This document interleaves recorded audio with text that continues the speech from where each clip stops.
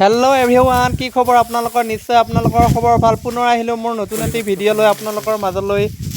আহকচোন পিছে অকণো পলম নকৰি ভিডিঅ'টোৰ মাজলৈ যাওঁ।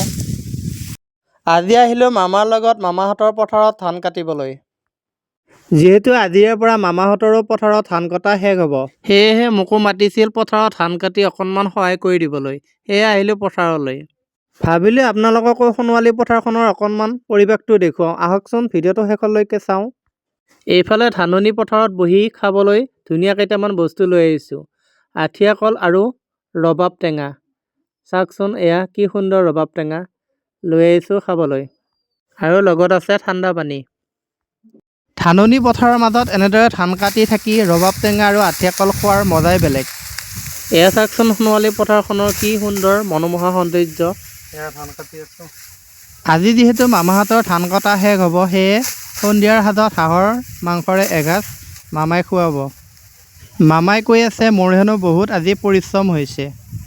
আজি ৰ'দটো বৰ চোকা, তথাপি পথাৰত সুন্দৰ বতাহ বলি আছে। পথাৰত এনেদৰে বতাহ বলি থাকিলে ধান কাটিও ভাল লাগে।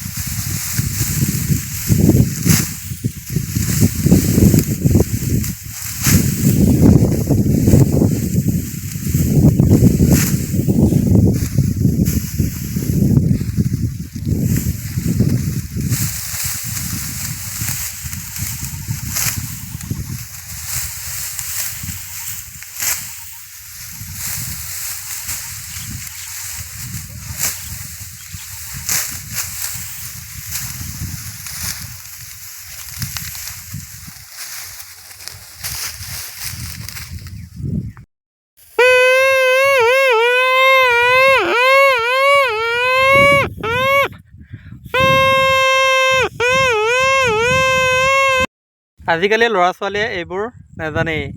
দেখিছেনে কি সুন্দৰ পেঁপা। আপোনালোকে বাৰু শৈশৱত এনেকৈ পেঁপা বজাইছিলেনে?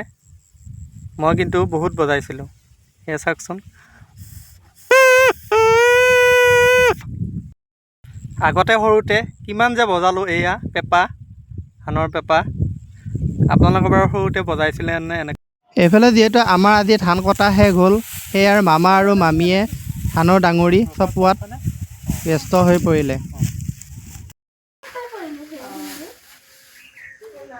মোৰ ভিডিঅ'টো যদি চাই ভাল লাগিলে লাইক আৰু শ্বেয়াৰ কৰি দিবলৈ একেবাৰে নাপাহৰিব। লগতে মোৰ মিথুন ব্লগ চেনেলটোত যদি আপোনালোকে চাই আছে, ছাবস্ক্ৰাইব কৰি দিবলৈ একেবাৰে নাপাহৰিব। পুনৰ নতুন এটা ভিডিঅ'ৰ প্ৰতিশ্ৰুতিৰে আজিলৈ আহিছোঁ। জয় আই অসম।